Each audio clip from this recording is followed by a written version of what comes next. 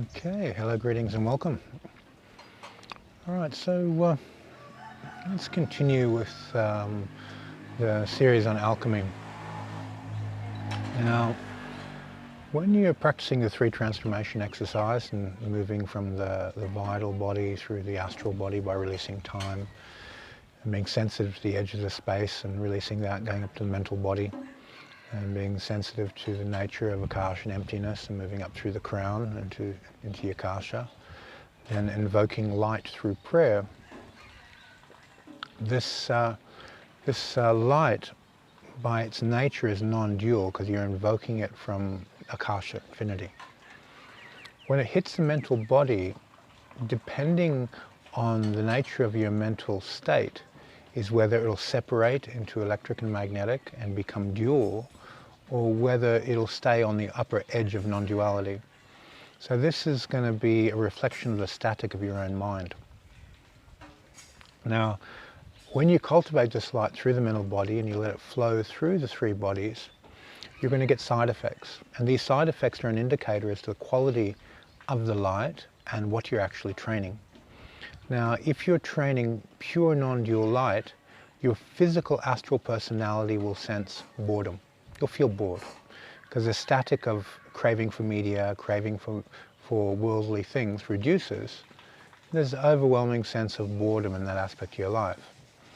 Your yearning for ordination, to become a monk, to become a hermit, to meditate in a cave, to be alone in the forest, increases because this is where you generate oneness.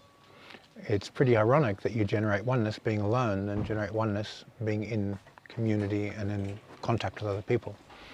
But this craving increases when you're training non-dual light.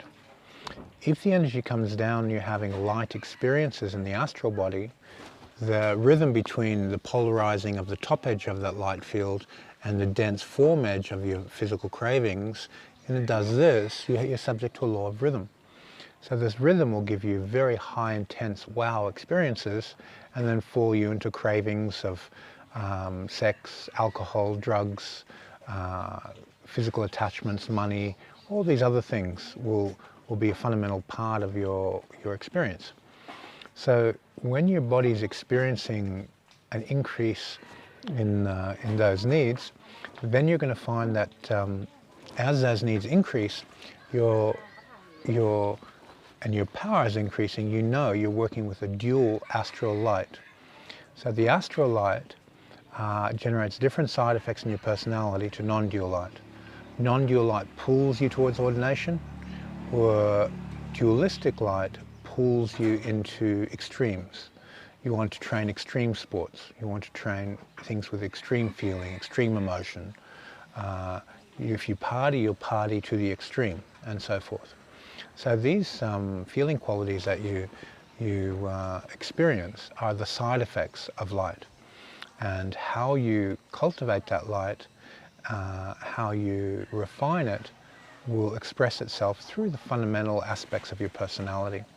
So look at your personality, know yourself, and you'll know what you're really doing versus what you think you are doing. Many people think they're training very high frequencies of light, yet their astral nature is in an astral situation. So this aspect of your personality is a direct reflection to the quality of the light you're working with.